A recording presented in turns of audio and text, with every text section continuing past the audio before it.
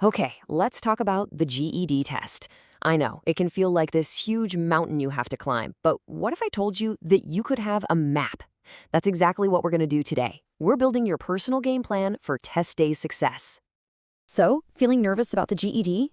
Yeah, if that's you, you're not alone. That is completely normal. Seriously, almost everyone gets those pre-test jitters. All it really means is that you care about doing well. And hey, that's actually a good thing. But here's the thing, we're not going to let that nervous energy just sit there. No way. We're going to grab it, channel it, and turn all that anxiety into a solid, actionable strategy. A plan that's going to build your confidence from the very moment you sit down for that test. All right, first things first. When that test begins, what's your first move? It's all about mastering the clock.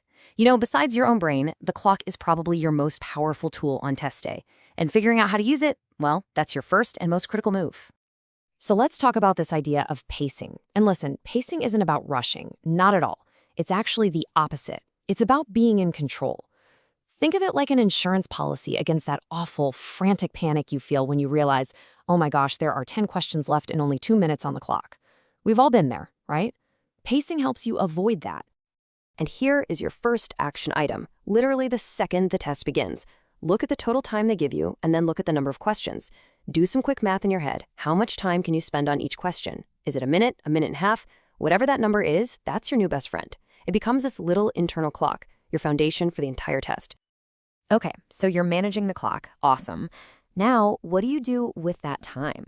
Let's break down a super simple, repeatable process that you can use for every single question you face. So here it is, the 4-step method. Step 1, and this is key, read the question and the answers first, before you even glance at the passage. Step 2, now you go to the passage, and you're not just reading, you're scanning, hunting for clues that relate back to that question. Step 3, actively cross out the answers you know are just obviously wrong. And finally, step 4, select your best choice from what's left. But why? Why read the question first? It sounds kind of backward, right? Well, it's all about being efficient. When you read the question first, you totally transform yourself from just a passive reader into an active detective. You're not just reading to read, you're hunting for very specific info. And that, my friends, saves you from having to read the whole thing twice, which just wastes precious time. And that brings me to the process of elimination. This is a game changer. Let's look at the odds here. If you just take a wild guess, your chances are, well, not great.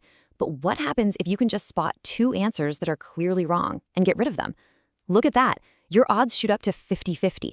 You've literally doubled your chances of getting it right just by using a little bit of logic. Okay, this all sounds great, but what happens when you just hit a wall? Because it's gonna happen. It's inevitable. You'll land on a question that just makes you freeze up.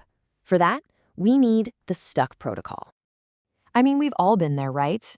You read a question and nothing. Your mind is just a total blank. The question feels impossible. So what do? Panicking is not the answer. We need a plan. Here's the plan. Step 1. And this is so important. Take your best shot, your best educated guess. Whatever you do, never leave a question blank. Step 2. Hit that flag for review button. The test has this feature. Use it. Step 3. Move on. Seriously, just let it go for now. This isn't just about saving time, it's about saving your brain power.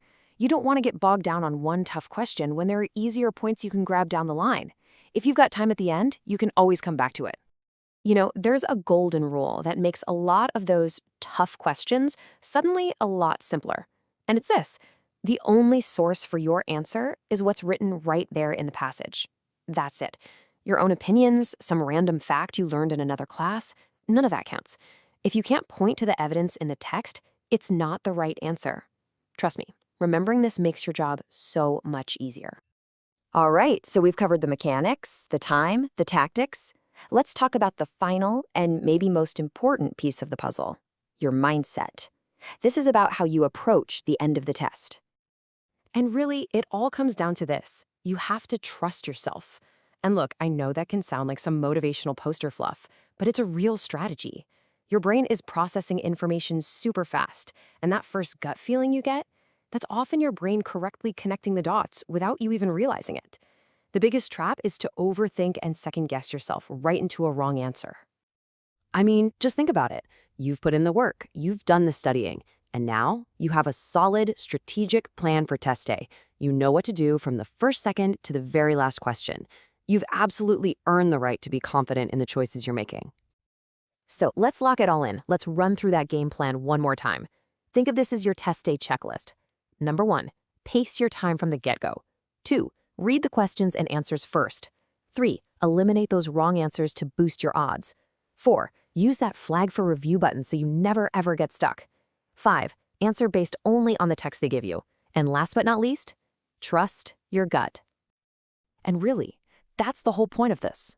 You're not just walking in there to passively take a test anymore. Nope. You're a strategist. You're armed with a clear plan. You have all the tools you need. So, the only question left is, are you ready to walk in there and take control?